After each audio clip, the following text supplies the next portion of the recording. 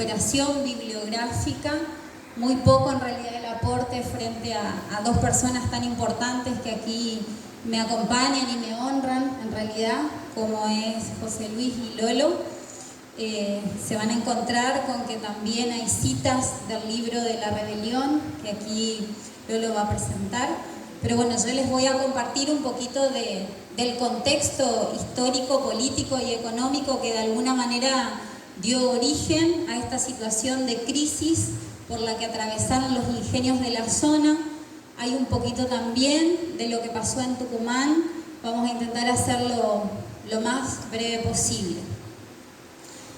Bueno, esta tesis tuvo un problema que le dio origen y que tiene que ver con el impacto de la ley 17.136, que fue la que de alguna manera estableció las zonas cañeras y la llamada ley de cupo, con una suerte de hipótesis que intentaba dar respuesta a esa pregunta y que tenía que ver con esto, con cuán había perjudicado esa ley a nuestros ingenios. Y en eso más o menos giró la investigación. Políticamente hablando, podemos decir que estábamos en un proceso de un golpe de Estado, del 28 de junio del 66, del general Onganía, básicamente derroca el gobierno de Arturo Illia. Esto es simplemente una imagen de lo que pasó en ese momento. Y aquí hay un poquito de lo que los medios de prensa de alguna manera caracterizaban al doctor. Era identificado como una tortuga por esto de la lentitud en la toma de decisiones, atravesando también por diferentes situaciones en ese momento que justificaron el golpe de Estado o no, allí la interpretación de cada uno. El general Onganía establece lo que se llama un Estado burocrático autoritario, un shock bastante importante.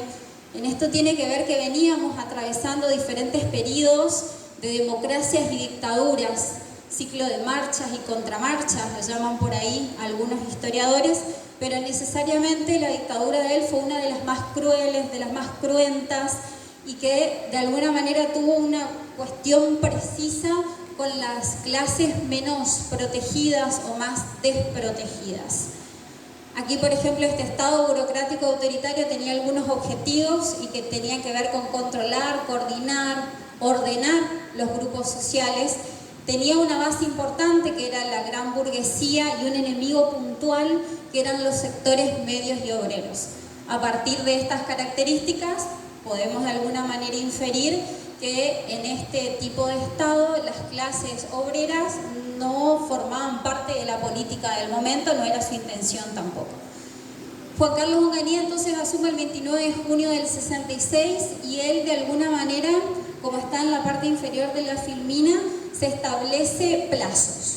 Pensaba que iba a estar unos 10 años aproximadamente en el poder y estableció tiempos. Esto es importante porque hasta que esos tiempos no se cumplan, él pensaba que no iba a, de alguna manera, dar lugar a otro tipo de gobierno. Había un tiempo económico en donde Argentina iba a ser un país rico, un tiempo social donde las personas iban a disfrutar de ese periodo de bonanza y un tiempo político en donde las personas iban a poder disfrutar o participar de este nuevo gobierno ya fuera de lo que es un golpe de Estado, un gobierno de facto, una dictadura. Las medidas que toman son las que toman la mayoría, las que tomaron en realidad, hablemos del pasado, la mayoría de los gobiernos de facto. Automáticamente una constitución nacional que queda sin efecto, la disolución del Congreso, la reducción de los ministerios, la desaparición y la intervención de la Corte Suprema de Justicia, y le da un nombre, y este nombre tiene que ver con una revolución argentina basada en 3 ideas: orden, jerarquía y moralidad. En este punto decir que se justifica la quiebra del orden institucional del doctor Illia por cierta ineptitud en su gobierno. Entonces, ¿qué queremos decir con esto? Que el golpe de Estado, una vez más en la historia, estuvo justificado. En el contexto hablábamos había terminado la Segunda Guerra Mundial, una guerra fría que se imponía, que había dividido el mundo en dos, la aparición del estado de bienestar, protegiendo a los sectores desprotegidos, la aplicación de las políticas keynesianas, en donde de alguna manera había una protección de la industria, con planes que se puntualizaban en los grupos sociales, había una intervención del Estado en la economía, económicamente hablando. Políticamente también, esto ya lo conocemos, un Estados Unidos que aparece con una guerra de Vietnam, una Unión Soviética que empieza a tambalear, aparecen por allí la proliferación de todo tipo de revoluciones y movimientos sociales. Estoy hablando de Cuba, estoy hablando de la muerte del Che Guevara, estoy hablando de un mundo que de alguna manera empieza como a movilizarse un poco en contextos de algunos países de Latinoamérica con golpes de Estado, con gobiernos dictatoriales rígidos, un mundo por fuera que reclama otro tipo de aperturas. Necesariamente en esto había que tomar una decisión y Argentina, por supuesto, no estuvo fuera de esto. Decide que el Ministerio de Economía esté a cargo de Krieger Bacena, una persona que representaba el sector superior de la burguesía argentina, y el equipo de colaboradores que conformó eran personas que tenían grandes experiencias en corporaciones.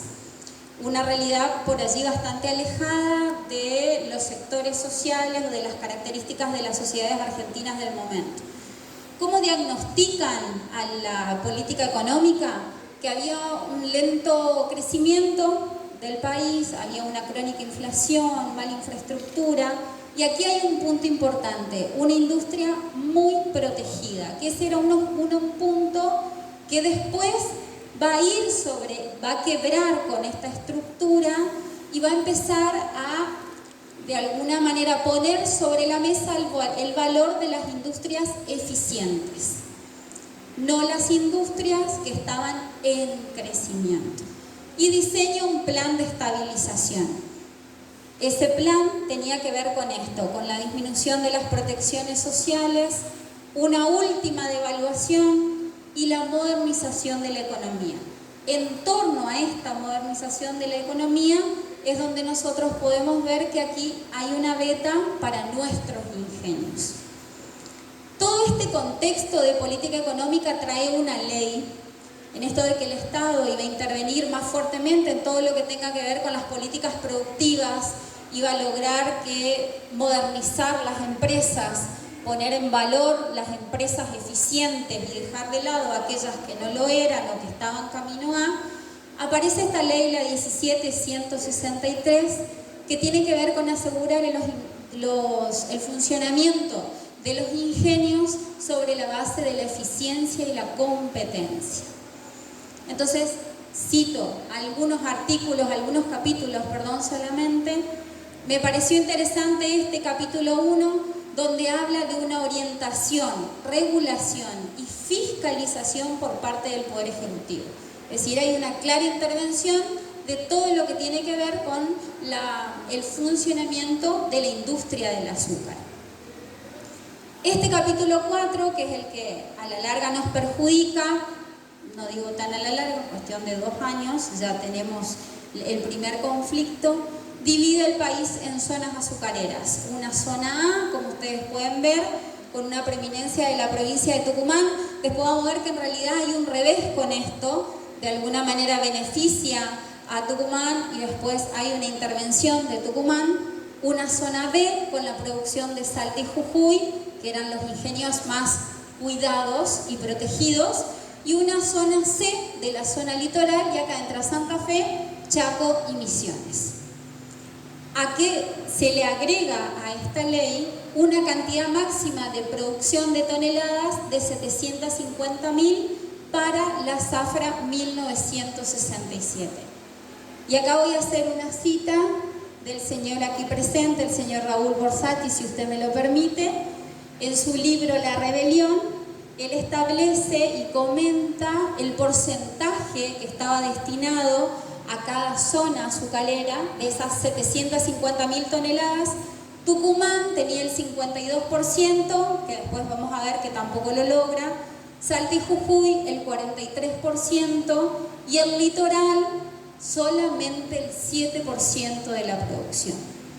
¿Esto qué implicaba? Que si esa producción superaba, no se la podía utilizar. Entonces, los ingenios empezaron a tener un problema que inclusive también Lolo lo cita en esto de morir por asfixia económica.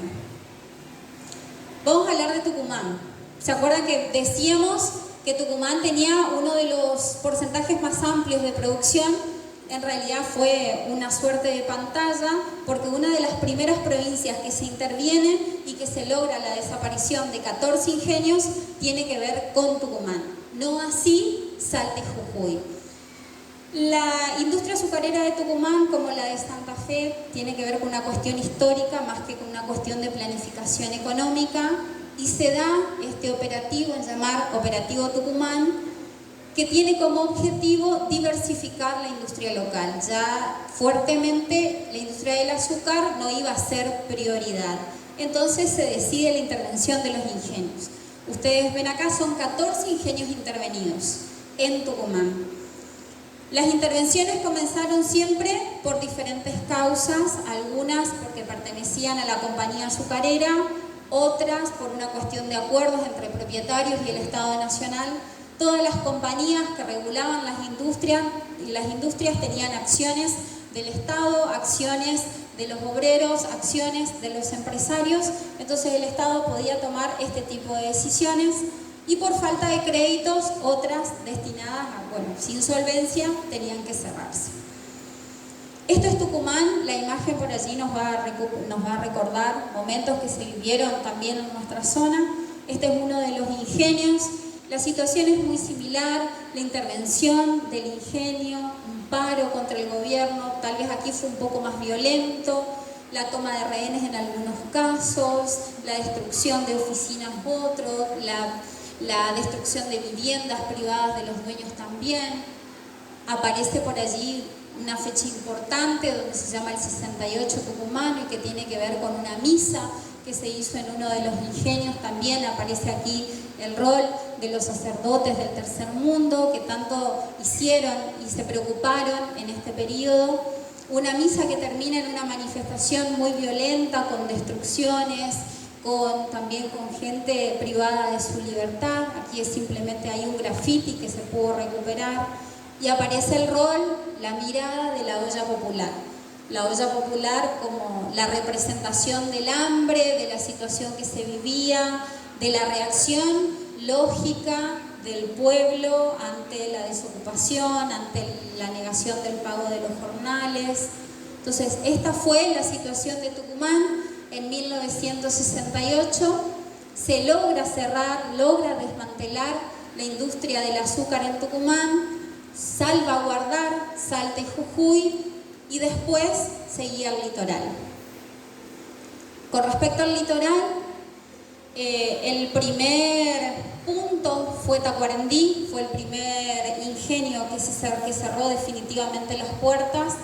El ingenio de Tacuarembí se adquirió en 1965 y empezó una serie de crisis importantes que no la pudieron sobrellevar.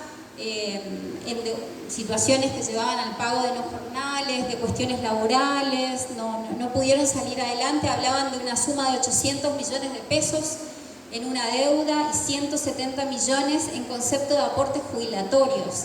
Es decir, industrias que sin una inversión no se podían llevar adelante, ni siquiera desde el apoyo de los obreros o la necesidad de los obreros de tomar y salir adelante.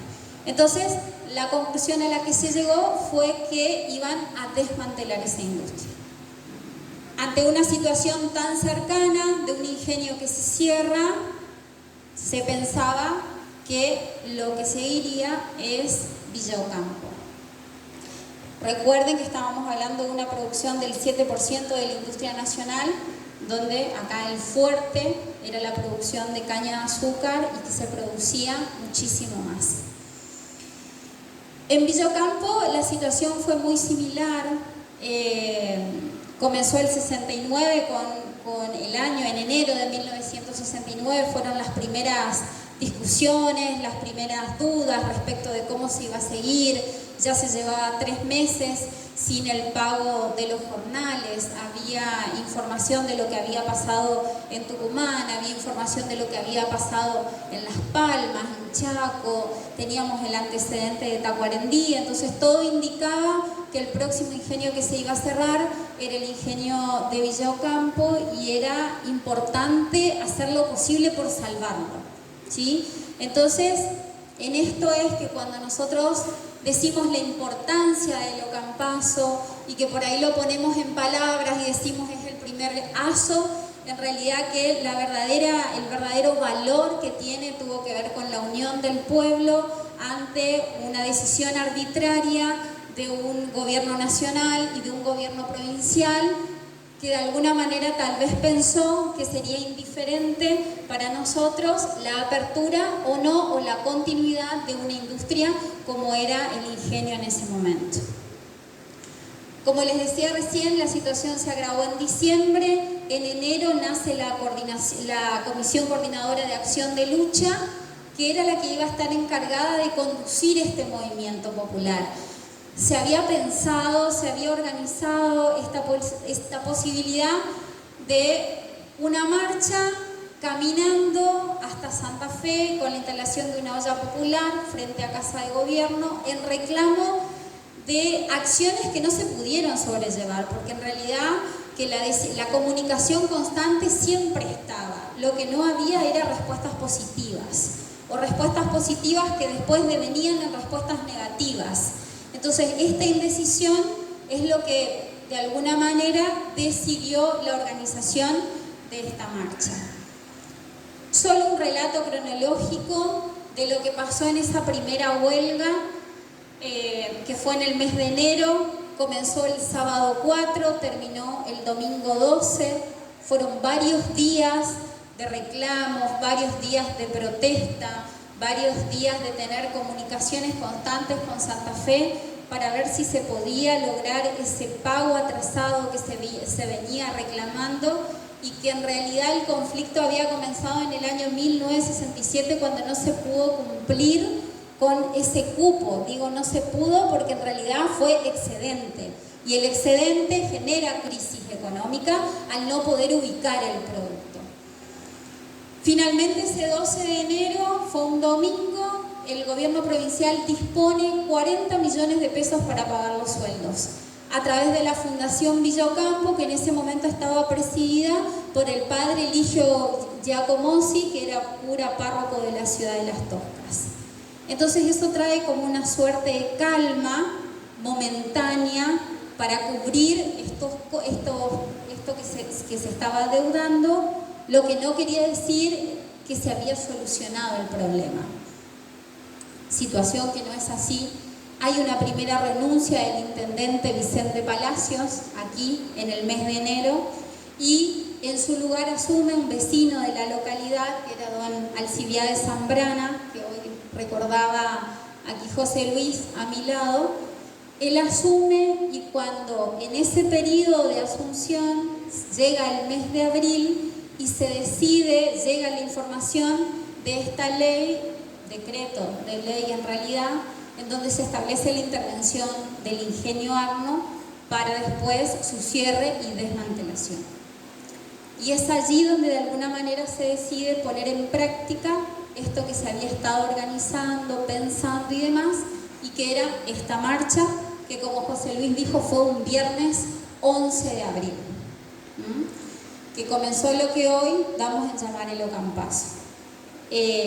Una primera medida, de una manera muy rápida, solo haciendo revisionismo histórico, se dirigieron al sindicato, donde desde la noche anterior se encontraba el dirigente Raimundo Ongaro, que estuvo aquí, que se colocó al frente de la marcha, portando una bandera.